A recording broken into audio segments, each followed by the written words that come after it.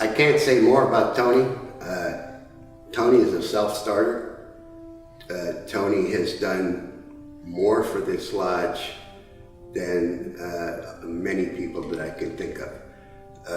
Tony took it upon himself when he came in as secretary, and he went through the archives of this lodge, and he decided to put a book together about our lodge's history. And you know, much like yourself, Tony did something very revolutionary and has, you know, took on a very important role. You asked me about the 13 lodges that had merged here. I couldn't tell you, but I can guarantee you Tony could. Oh boy, Tony, what can I tell you about Tony? You know, I wish he was here so I could. But no, Tony was one of the greatest Mason I ever met, you know. And in my life, you know, I mean, I learned so much from him, not about Masonry alone, about life in general, you know, and you know, he took that responsibility. He did a great job on it. He didn't have to do it, but he did it, and it was one of the best things he ever did for, you know, our lodge. Tony Fairfield's book was published in 2000, and that was the first history book on this lodge. And not only this lodge, but the different lodges that we merged with. And it was a huge undertaking, especially for a lodge that had been around for by then at least 95 years.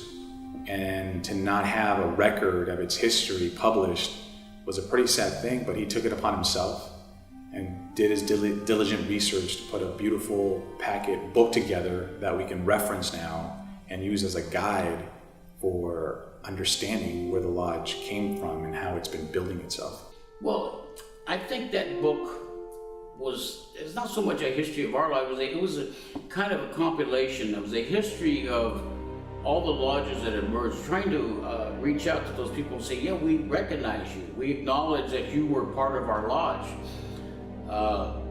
We had 3 past grandmasters from Eastgate 290, but we've had past masters from Wilshire Lodge, also in Garfield.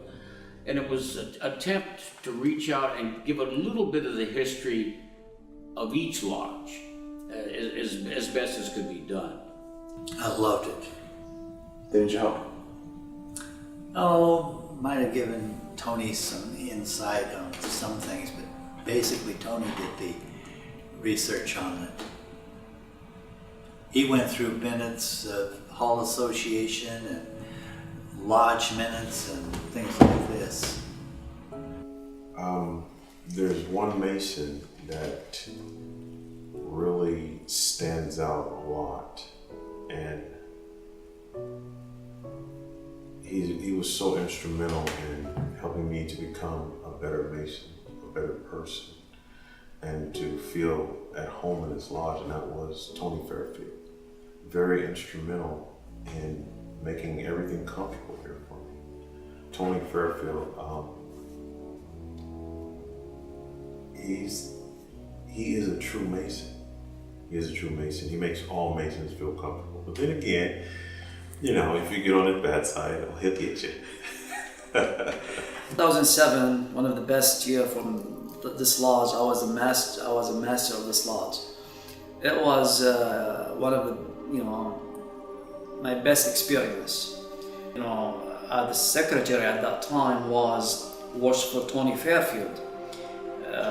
The guy, like, he reads my mind. When I come to him for something, you know, he kind of knew what I want, and right away he has an answer for me. So, you know, he's one of the Masons I look up to, you know, in my life, and he was, you know, one of the greatest Masons I ever met. I gave Worshipful Tony Fairfield Mason of the Year because what we do as Masonry, when you appreciate someone, we have this award called Hiram Award, and this is the highest award you can give it to a Mason. And fortunately, he already had it, so I was thinking, okay, what else can I give him? Because he already have Hiram Award, you cannot give it twice.